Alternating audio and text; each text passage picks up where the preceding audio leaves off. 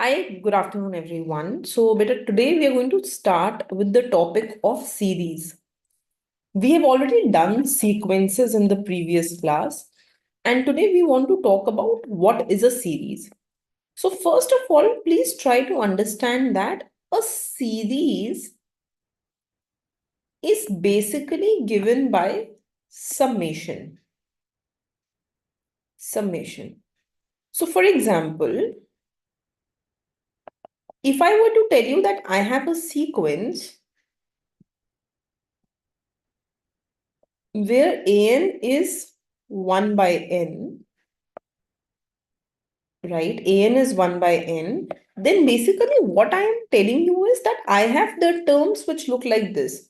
I put n as 1 and I get 1 by 1. I put n as 2, I get 1 by 2, etc.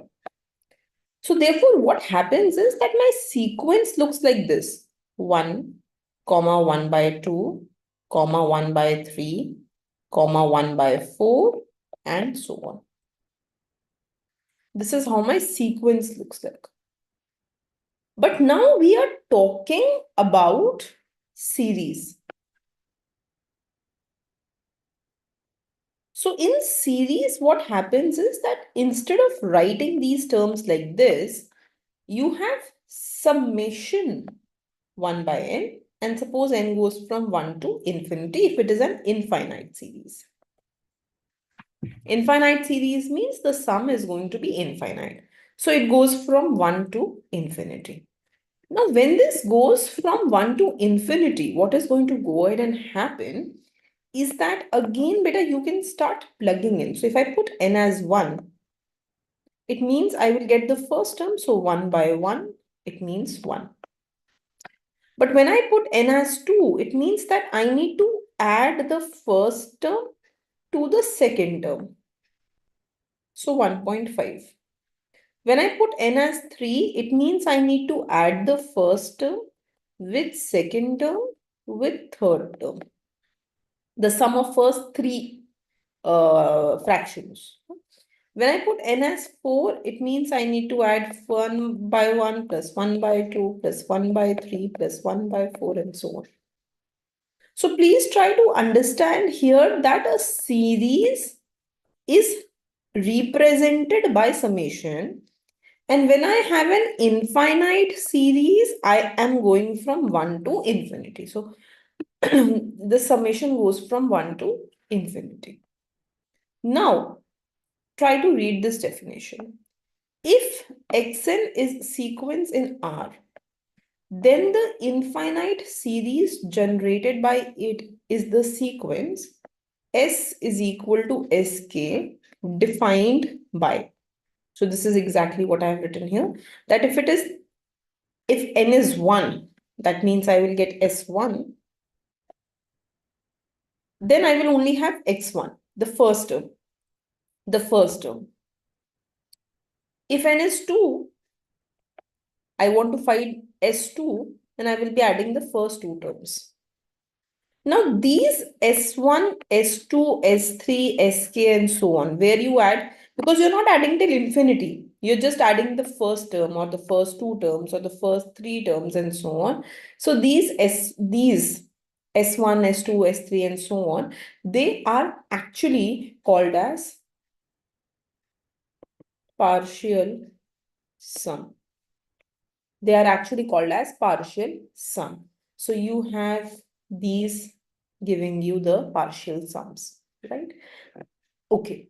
Another thing which we want to kind of go ahead and understand here is that, so I will talk about in a while also, but there is a term called SOPS. This is sequence of partial sums. So if I try to go ahead and I create a sequence of these partial terms, sequence kya tha? Without summation. So my first term will be S1, X1. फिर second partial term क्या है? S2. So my second term will become X1 plus X2. Third partial sum is S3. So that will become my third term. X1 plus X2 plus X3 and so on. Because here I am not adding the terms together. There is a comma in between. So it's a sequence. पर किस चीज का sequence है उन partial सम के terms का so this is your S1, this is your S2, partial sum of first two observations, this is your S3, partial sum of first three observation, and so on and so forth. So this is how we are creating sequence of the partial sums. Another thing which is important here is that if you go ahead and if you notice, S2 is X1 plus X2. But X1 was nothing but the first sum S1. So this can be written as S1 plus X2 also. Similarly, S3 is X1 plus X2 plus X3. But X1 plus X2 is nothing but S2. So it can be written as X2 plus X3 also. Right? So this is how you can, this is another way of going ahead and representing the sequence of the partial sums. Okay, now what we can go ahead and what we can do is we can understand an important theorem related to sequence of partial sum. This theorem says that, if I have an infinite series, right? I will create sequence of partial sums, SOPs. I will evaluate its nth term. If that nth term converges to some S, then we can say that this infinite series also converges. We can say that this infinite series also converges. Let me just reiterate myself. So suppose beta I have an infinite series. मेरा infinite series ये है summation xi I from 1 to infinity. ठीक है. I am creating sequence of partial sums. तो इसका first partial sum क्या होगा? When I is 1, x1. Second partial sum क्या होगा? Sum of first two observation. Third partial sum क्या होगा? Sum of first three observations. And nth partial sum will be sum of first n observations. Right? I create a sequence of these partial sums. So how will my sequence look? X1, X1 plus X2, X1 plus X2 plus X3, and so on till my nth term will look X1 plus X2 till Xn. Right? Now I am looking at its nth term. Is sequence ka nth term? Sequence nth term. So the nth term of this sequence will be this. X1 plus X2 plus Xn. If this term converges, so limit n tends to infinity, if this converges to some S, then we can say that this original series will also converge to S. Right? This is what is written here. So if this nth term or kth term, if it converges to some S, then the original series will also converge to that S. Right? Let's try to take some examples here. So in this first example, I have Rn, n going from 1 to infinity. Okay, so this is an infinite series, right? Let us try to create step number 1. Let me try to explain you first of all.